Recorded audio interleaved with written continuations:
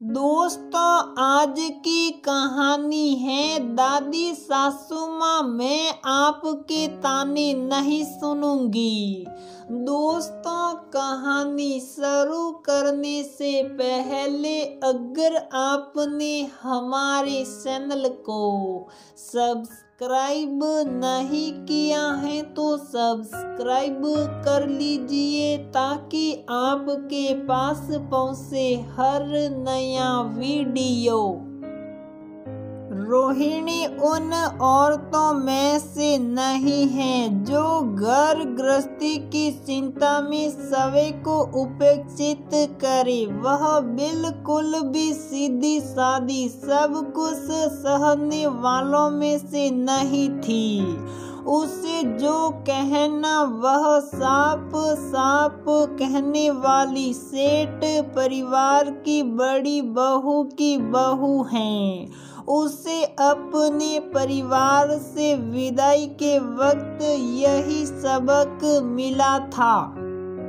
कभी भी परेशानी हो तो बेझिझक विरोध करना, जैसी हो वैसी ही रहना, घर परिवार को जोड़कर रखना। ये सब जितना सुनने में आसान लगता है उतना होता नहीं। जब वो पहली बार ससुराल आई तब देखा कि हर कोई रिश्तेदार कोई ना कोई बात सिखाता। देखो रोहिणी, हमारे यहाँ ऐसा नहीं होता, वैसा नहीं होता वगैरह धीरे धीरे सब सुन तो रही थी। उसे लगा नए नए में किसी को क्या जवाब देना, पर ससुराल में सिर में पल्लू लेने की बात कही जाए तो उसे सबसे ज्यादा सिड मस्ती, न काम जल्दी होता न ही कुछ दिखाई देता है। पल्लू से झांक झांक कर काम करना होता था। रोहिणी घर के काम सब तो अच्छे कर लेती, पर उसे पाबंदी बिल्कुल पसंद नहीं थी। उसे लगता कि पति के साथ कहीं घूमने जाए तो टोका टाकी न हो। इस तरह अपना मन मार कर रहने वालों में से नहीं थी। वह घर गृहस्थी में सासू माँ के साथ पूरा सहयोग भी करती थी। उसे लगता कि सब काम के साथ साथ अपने हिसाब से भी रहना चाहिए। वह सोचती थी कि थोड़ा बहुत सवर कर भी रहना चाहिए। इसके लिए वह समय निकाल लेती थी। वो हर समय मैचिंग से चूड़ी कंगन के साथ मैचिंग की बिंदी भी लगाना वह पसंद करती थी। वह लंबी मांग में सिंदूर भी लगाती। उसके मन में बहुत कुछ चलता रहा।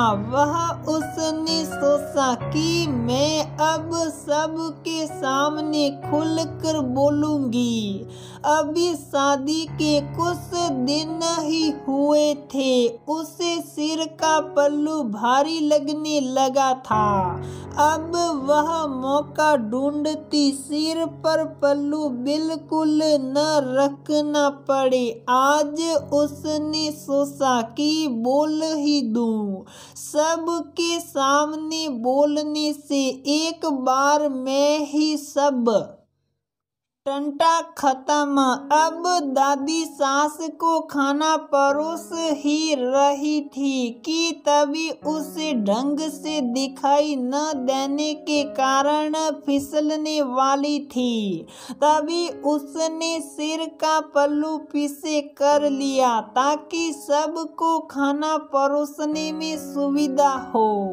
तभी दादी सास तुनक कर बोल पड़ी, नारी बहुरिया तो से तो घूंघट ही नहीं संभलत है। घूंघट तो औरतन को गहना होवत है।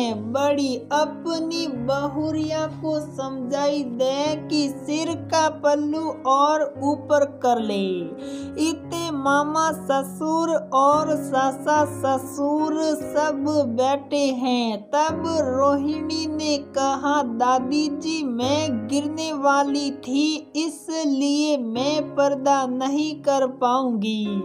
मुझे पता है सबका सम्मान और आँखों का पर्दा करना चाहिए, इसलिए मैं अब से अगली बार मुझे टोका टाकी मत करना। और फिर किचन में जाकर अपनी सास को बताया कि मैं गिरने वाली तो मैं क्या करती। सब लोग उसकी बातें सुनकर बोलने लगे, बहुत ज्यादा ही एडवांस ले आए। देखो तो बहू कैसो टका सो जवाब दे गई।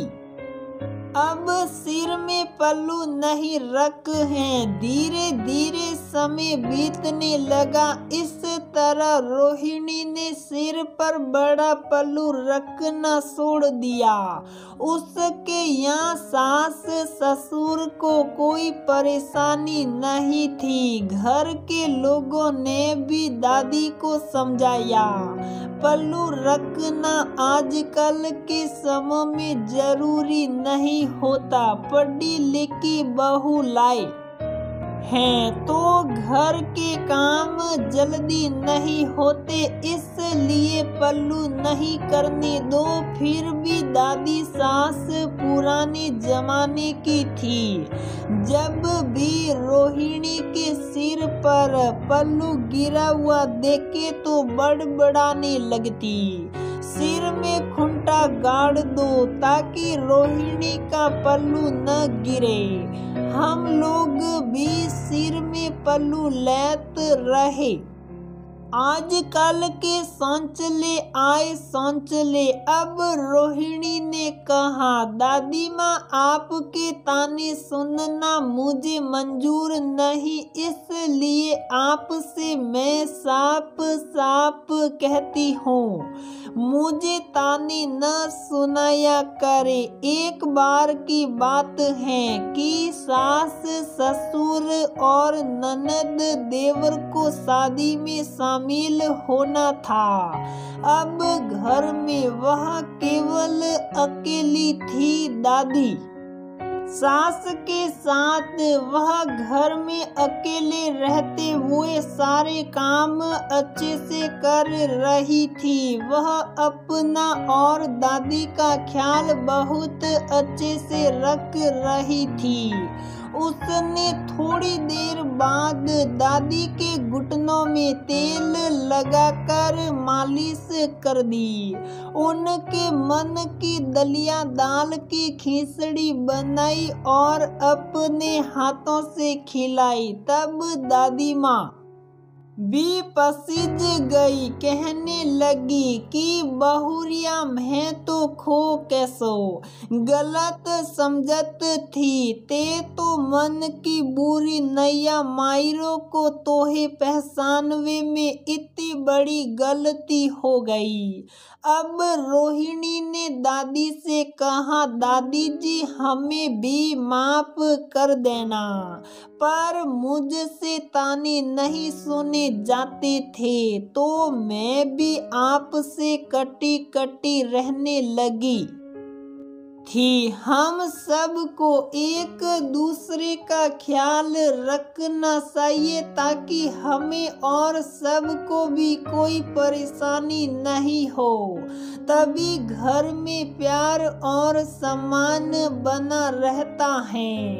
दोस्तों, आज भी ये आशा की जाती है नई बहू थोड़ा बहुत तो घूंघट करे, पर हम पढ़ी लिखी बहू लाते हैं। पुराने रीति रिवाज में आज भी बांधना चाहते हैं बस बहू में संस्कार होने चाहिए कि घर को एक दूसरे से जोड़ कर रखे।